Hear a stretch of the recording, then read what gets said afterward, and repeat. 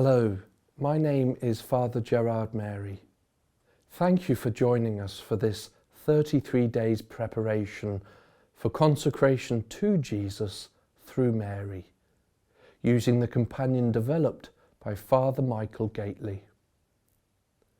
As we prayerfully prepare for the historic rededication of England as the Dowry of Mary, we invite you to join us each day for a short reflection and prayer.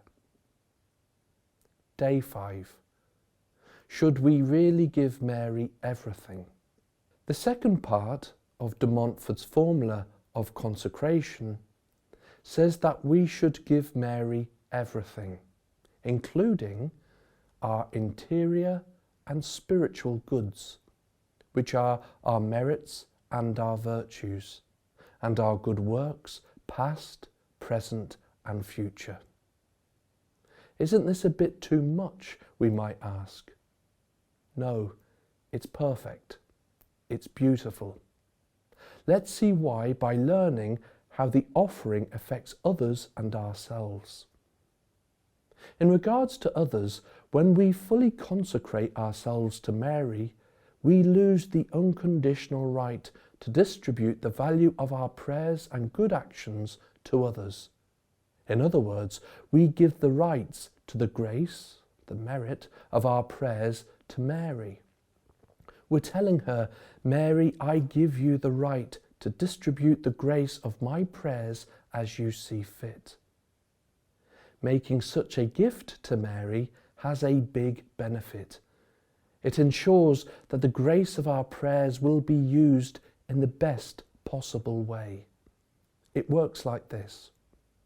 Because of her unique vantage point from heaven, and on account of her most intimate communion with her divine Son, Mary can best determine which people are most in need of our prayers.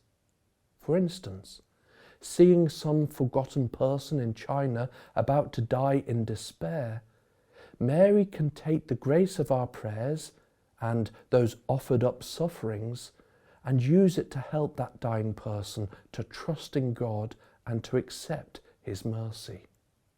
Now, perhaps this idea has got some of us thinking, well, that's great. I'm happy to help the dying person in China whom I don't know, but I'd be disappointed if I therefore couldn't use the grace of my prayers and good works to help the people I do know, like my family and friends. I'm worried that if I give to Mary the right to distribute the grace of my prayers and good works, then I thereby lose the right to pray for those whom I especially love, even if they're less in need than other people in the world. This is a legitimate concern, but there's no need to worry. Why? For two reasons. First, Mary makes the good things we give her more perfect. In other words, she augments, increases, and purifies the spiritual gifts and merits we give her. When we give them to her, because she makes them more perfect, there's more grace and merit to go around. St. Louis uses an unforgettable analogy to explain this. He says, "It is as if a peasant, wishing to gain the friendship and benevolence of the king, went to the queen and presented her with a fruit which was his whole revenue, in order that she might present it to the king. The queen, having accepted the poor little offering from the peasant, would place the fruit on a large and beautiful dish of gold, and so, on the present's behalf, would present it to the king.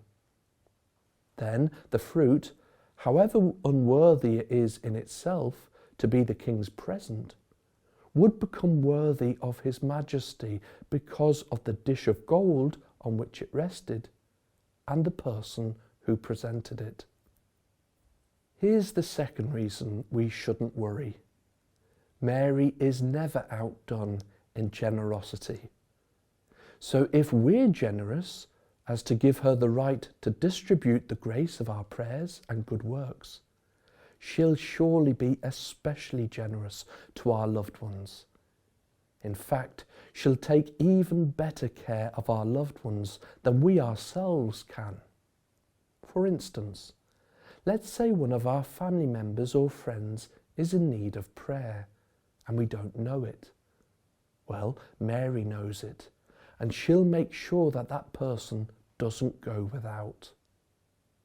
Giving Mary the right to distribute the grace of our prayers and good works doesn't mean we can't still pray for our loved ones.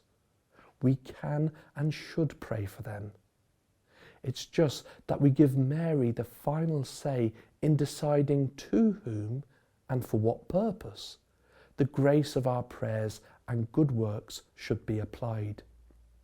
Remember, Mary is never outdone in generosity. She especially hears the prayers of those of us who have given her everything, including the value of all our good works. And she wants us to tell her of the people and intentions we hold in our hearts. If we've given her everything, is there any doubt that she'll be generous in giving whatever good we ask to those who are dear to us? Let's end with today's prayer. Come, Holy Spirit, living in Mary. Help me to be generous in giving all I am and all I have to Mary.